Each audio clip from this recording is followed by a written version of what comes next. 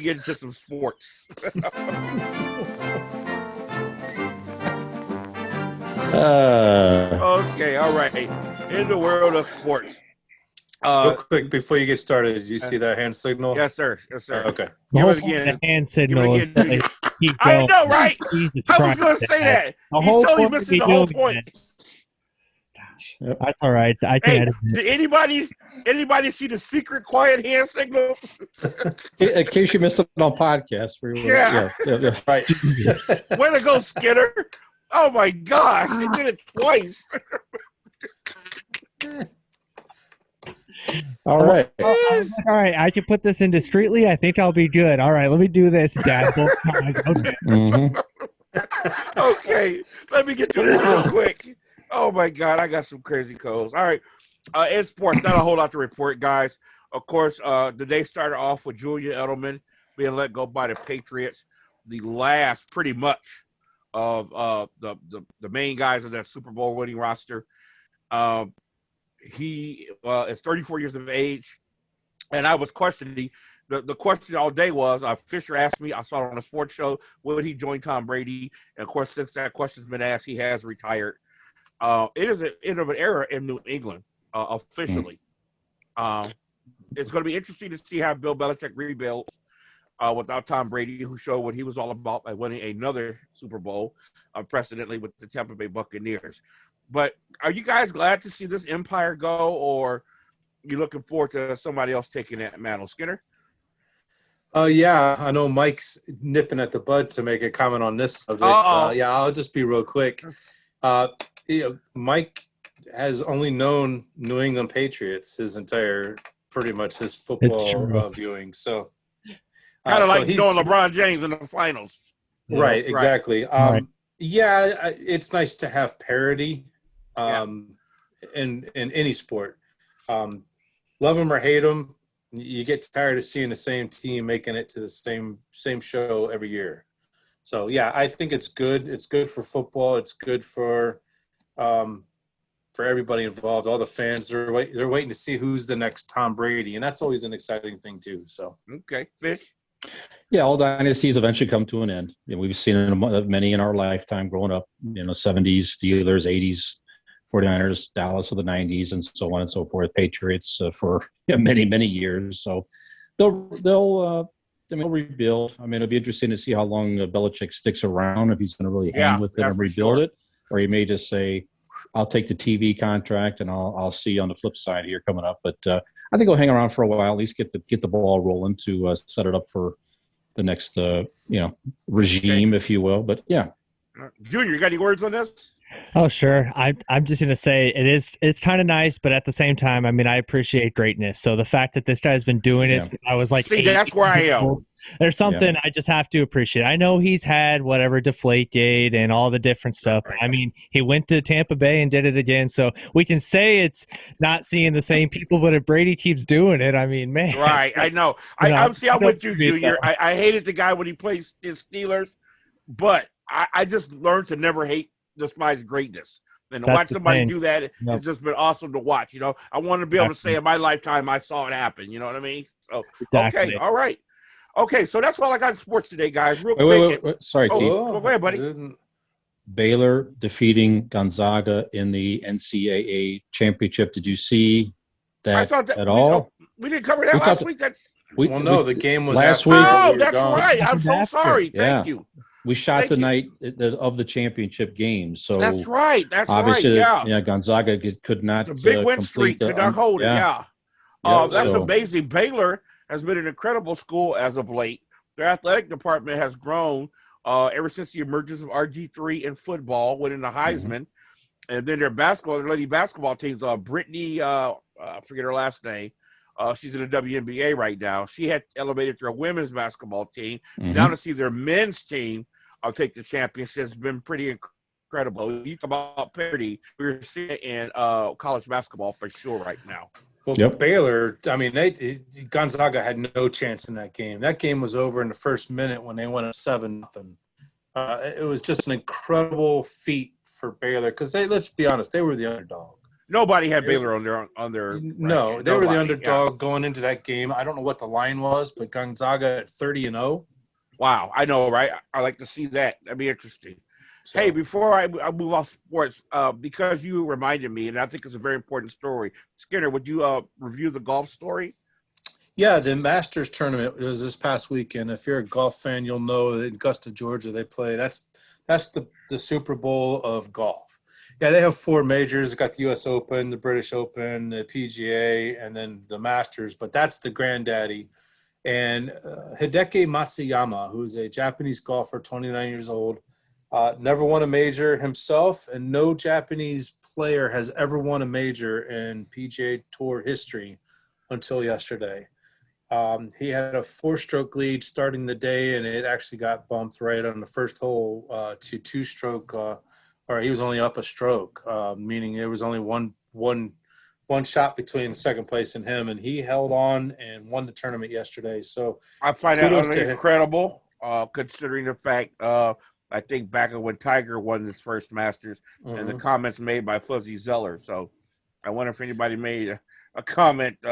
Let's hope not. But yeah, exactly. Let's hope not. The kid was incredible to be able to hold that lead his first time. He's only best finish before was 5th, and not really even close to trying to win that tournament. But he went the wire yesterday, and kudos to him and the Japanese following.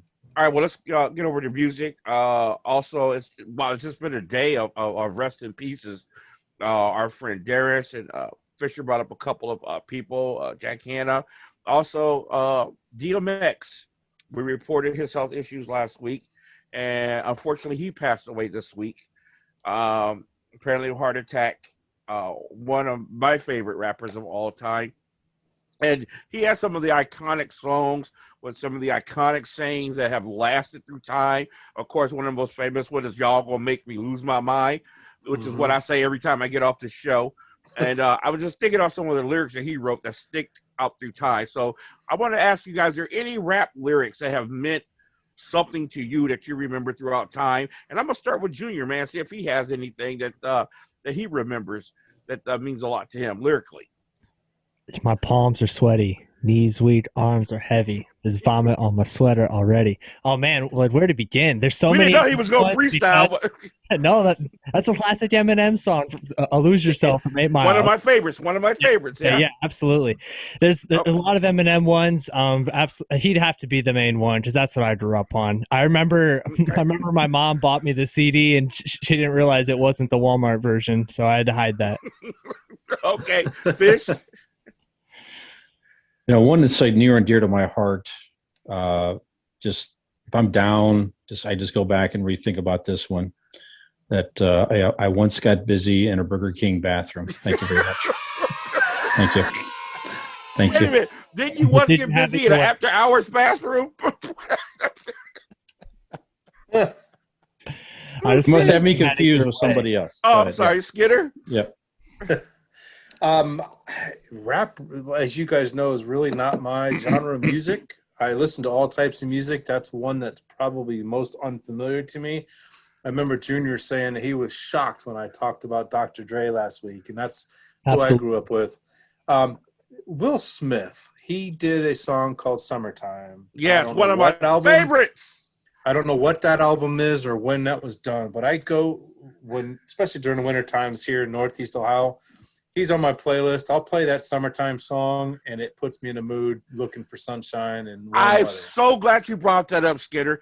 It is one of my favorite songs. There are 2 songs that I have to play at the beginning of every summer, and it tells me that it's summer. It's "Summertime" by Will Smith and "Limelight" by Rush. I don't know why, but those are the 2 songs. Great choice, man. Great choice. I'm going to give you guys something you probably never heard of. It was a young woman by the name of Nonchalant. Now, we hear all these rap songs come out. We talked about the Cardi B song right now, the WAP song and all this foul stuff. But it's so funny when somebody puts out something positive, they try to bury them. This woman named Nonchalant came out with a rap 20 years ago, and it was one of the most positive, powerful things we ever heard. The song skyrocketed up the charts, and then they just killed it like after a month. You never heard from it or her again. But it was basically talking, it was a young black woman talking to young black people about always crying about racism, but you're slinging dope in your own neighborhood. And I want to read those lyrics to you real quick. It's really real when I feel the way that I do right now. I see all my brothers underground pushing up daisies. Man, it amazes me that you can't see where you're going to be. A statistic. Everybody gone cold ballistic. If you had a good day, damn, I must have missed it. Because you're mad at the universe. Go to hell with everybody else because you want your own first. I got the urge to let you in on a little secret because you keep dying if I keep it. All the kneeling that you're feeling from within. For what? For the color of your skin? Why lie? I couldn't try even if I had to. Down with the bulletproof vest when I had you. A black woman trying to get through to a few so you can leave the next crew. And the verse goes, 5 o'clock in the morning, where are you going to be? Outside on the corner. You better get yourself together while you're wasting all your time right along with your mind. And this verse right here is so powerful. It says, why should I do right and suffer? I'd rather do wrong, making that loot and that hustler. Instead of hot dogs, I'm eating pork chops and they smothered. I got a gang of loot up in the safe, up in my covers. And on top of all that, I push a fat Lex. I got my hose in the golf course just in case I feel like flexing. So I must ask for though, who are you to say I'm a big man? And then she comes back and says, yeah, you know you're a big man. I went to 12 years of school and I never could read. The knowledge of my hood is something they could never teach me. I never started to step in, but I kept up with the Joneses. Having rollers with my little pinky ring. I did a lot of kinky things. The girls knew it and flocked to it. I'm around my old ways. Yeah, they still want to do it.